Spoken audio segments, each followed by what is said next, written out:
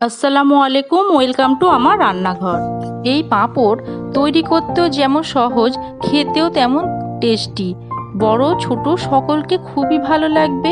একবার বাড়িতে বানিয়ে দেখুন। চলুন তবে দেখে নিই এই ভাতের মাড়ের পাঁপড় তৈরি রেসিপি। আমি এখানে যেই ভাতটা তৈরি করেছিলাম সেই ফ্যান দিয়েই আমি করছি। দেখুন, আমি ফ্যানটাকে এইভাবে ছেঁকে নিয়েছি। ফ্যানের উপর কোনো সর থাকলে সেটা ঠিক হবে না, সেই জন্য আমি এখানে ছেঁকে নিলাম। একটা পাত্র নিয়েছি, এরপর আমি একটা কাপ নিয়েছি। এই কাপের পরিমাণ দিয়ে সব করব। আমি এখানে 2 কাপ ফ্যান নেব। 1 কাপ নিলাম আর 1 কাপ নিলাম। এখানে 2 কাপ নেওয়া হয়ে গেছে আমার। ওই কাপের পরিমাণে আমি এখানে ময়দা নিয়েছি।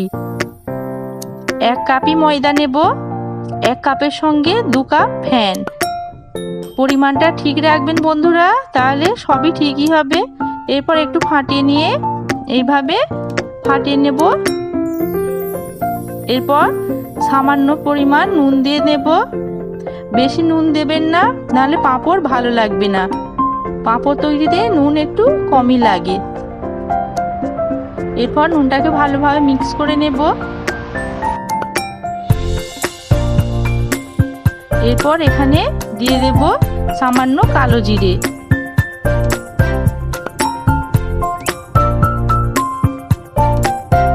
এইভাবে ভালো করে মিক্স করতে থাকবো। এমনভাবে মিক্স করবেন যেন কোনো লাম্পস না থাকে, না গোটা গোটা ভাব না থাকে। দেখুন, ব্যাটারটা ঠিক এইভাবেই হবে। বেশি পাতলা হবে না, বেশি ঘন হবে না। দেখে ঠিক বুঝতে পেরেছেন। এরপর আমি একটা এখানে বড় বোল নিয়েছি, বা গামলা বলতে পারেন। আমি এখানে ওভেনে বসিয়ে দিয়েছি, জল দিলাম। এরপর একটা স্ট্যান্ড নিয়েছি হাঁড়ির, এই হাঁড়ির স্ট্যান্ডটা বসিয়ে দিলাম। ততক্ষণ জলটা গরম হোক। এখানে আমি নিয়েছি বাড়িতে যেগুলো আমাদের বাড়িতে বয়েম বা ডিবে থাকে, সেই ঢাকনায় আমি নিয়েছি। আপনারা স্টিলের পাত্র নিতে পারেন। আমি আপনাদের স্টিলের পাত্রেও করে দেখাবো। এরপর সেই ঢাকনাতে আমি সামান্য পরিমাণ সাদা তেল নিয়ে নিলাম। অল্প পরিমাণ দিয়ে হাতের সাহায্যে এগুলোকে মাখিয়ে নিলাম। আপনারা চাইলে ব্রাশের সাহায্যে মাখিয়ে নিতে পারেন। এরপর আমি পাঁপড়ের ব্যাটারটা এর মধ্যে দিয়ে এইভাবে একটু ঘুরিয়ে নেব, ভালোভাবে সেট করে নেব। এরপর আমি সব কটাতে এইভাবে দিতে থাকবো, দিয়ে এইভাবে ঘুরিয়ে নিচ্ছি।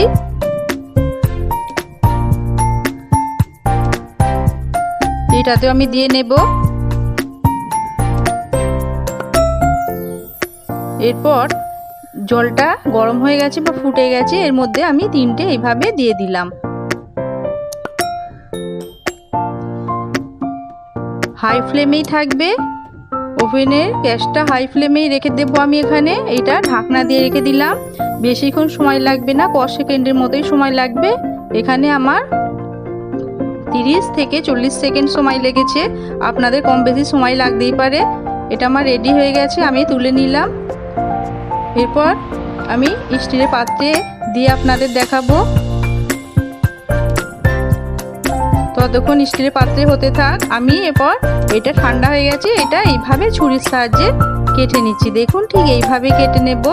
আপনারা এইভাবেই কাটবেন। কেটে নিলে কি হয়, একটু তুলতে সুবিধে হয়। কত সহজেই উঠে গেল। এই প্লাস্টিকের ঢাকনাতে একটু খুব ভালোই হয় উঠতে, স্টিলেতে একটু অসুবিধা হয়, কিন্তু আপনারা করতে পারেন, খুব একটা অসুবিধা হবে না। এইভাবে আমি এটাকে তুলে নিচ্ছি।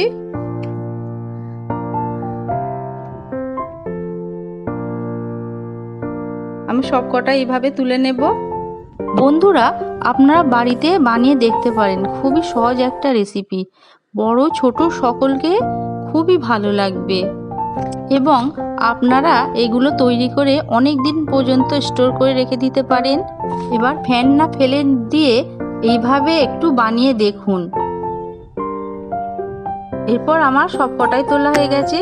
আমি যেটা আগে দিয়ে রেখেছিলাম সেটাও একবার খুলে দেখে নেব তৈরি হয়ে গেছে কি। ঢাকনাটা খুললাম,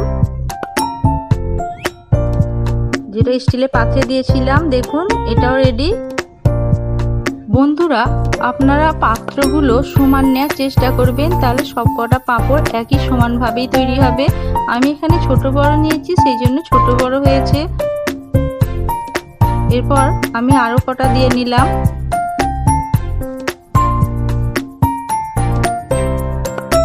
এটাকেও ঢাকনা দিয়ে রেখে দেব।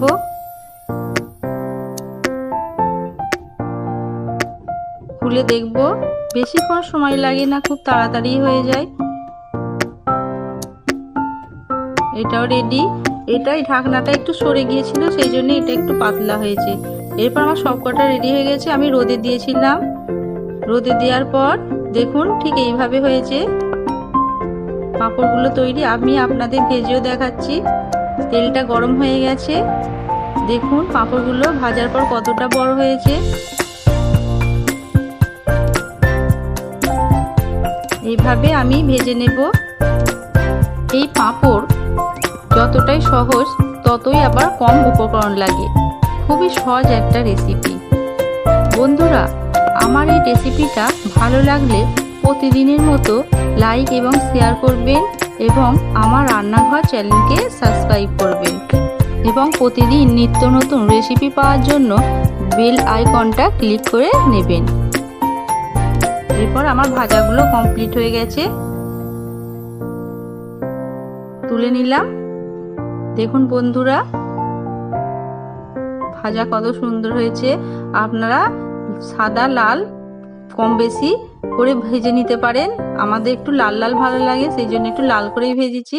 আপনাদের একটু ভেঙে দেখিয়ে দিই, দেখুন কত সুন্দর একটা মচমচে। দেখার জন্য ধন্যবাদ।